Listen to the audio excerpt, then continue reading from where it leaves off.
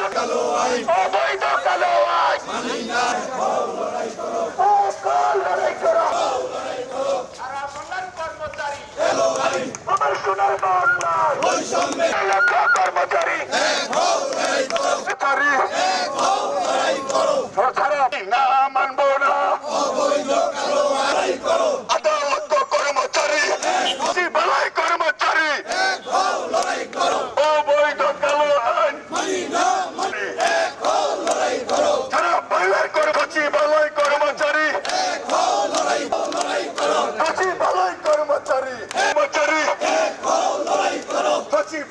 এই আইন নিয়ে আমরা অনেক কথা বলেছি, অনেক আলোচনা করেছি, অনেক টেবিল টক করেছি, কিন্তু আপনারা খেয়াল করেছেন কিনা এই আইনের মধ্যে যে ধারাগুলি আছে, যে উপধারাগুলি আছে, সেখানে একটি জায়গাতেও বলা নাই যে দুর্নীতি করলে কি শাস্তি হবে, ঘুষ কেলেঙ্কারি করলে কি শাস্তি হবে, নারী কেলেঙ্কারি জনিত ঘটনা করলে কি শাস্তি হবে, মানি লন্ডারিং করলে কি শাস্তি হবে, অর্থ পাচার করলে কি শাস্তি হবে। এই সমস্ত গুরুত্বপূর্ণ বিষয়গুলি কিন্তু এখানে ইনক্লুড করা নাই। আমরা বলতে চাই যে আইন প্রণয়ন করা হয়েছে এটা দেশের স্বার্থে করা হয় নাই। যদি দেশের স্বার্থে করা হইতো তাহলে আমি যে কথাগুলি বলেছি এই ধারাগুলিতে অব্যাহত থাকতো। কিছু অনৈতিক কার্যক্রম নিরাপদে করার জন্য এই আইনগুলি করা হয়েছে এবং ঘুষ দুর্নীতি মানি লন্ডারিং এবং দেখেন এই আইনে বলা হয়েছে যদি কারো কোনো কথা না শুনি, যদি অনানুগত্যা প্রকাশ করি, তাহলে একটা কথা বলেন, এই যে বিগত 3টা ইলেকশন হয়েছে, দিনের ভোট রাতে হয়েছে, যেটা কি আমরা করতে পারবো? কিন্তু এখন যে আইনটা করছে যদি আমাকে অর্ডার করে তাহলে সেটা করতে আমি বাধ্য কিনা? এই আইনটা আসলে কর্মচারী বান্ধব আইন নয়, সরকার বান্ধব আইন নয়। সরকারকে ভেবে চিনতে আমাদের এই বিষয়ে সিদ্ধান্ত দিতে হবে আসলে তারা কি চায়। তারা কি কতিপয় দুর্নীতিবাজ কর্মকর্তাদেরকে বাঁচাতে চায়, নাকি দেশকে বাঁচাতে চায়, নাকি গণতন্ত্রকে বাঁচাতে চায়? আমরা জানি মন্ত্রী পরিষদ বিভাগ থেকে কয়েকজন সচিবকে দায়িত্ব দেওয়া হয়েছিল।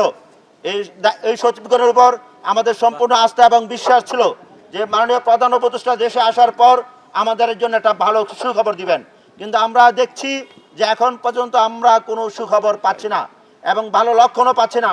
আমি আপনাদের মাধ্যমে জেনে দিতে চাই, মাননীয় অর্থ উপদেষ্টা, আপনি যেই কারণে এই কালো অধ্যাদেশ জারি করার উদ্যোগ নিয়েছিলেন এনবিআরকে নিয়ে, সেই এনবিআর আন্দোলনের কারণে আপনি এনবিআর সেই বিষয়গুলো স্থগিত করেছেন, কিন্তু সচিবালয়ের মতন একটা স্পর্শকাতর এরিয়ায় এবং সারা বাংলাদেশে 18 লক্ষ কর্মচারী ভাগ্য নিয়ে যে কালো অধ্যাদেশ করা হয়েছে সেই অধ্যাদেশটা কেন এখন বাতিল করা হচ্ছে না সেটা আমরা বলে দিতে চাই যে আমাদের যে শান্তিপূর্ণ সুশৃঙ্খলভাবে যে আন্দোলন সেটাকে দুর্বলতা পাবার কোনো সুযোগ নেই, কারণ এখানে 18 লক্ষ কর্মচারী জড়িত আছে। এই 18 লক্ষ কর্মচারী যদি মাঠে নামে তাহলে এই সরকারের ভাবমূর্তি নয়, দেশের ভাবমূর্তি দারুণভাবে ক্ষুণ্ণ হবে। যদি আমরা ঈদের পরে যদি কঠোর আন্দোলনের ডাক দিই, আপনারা সবাই উপস্থিত থাকবেন তো?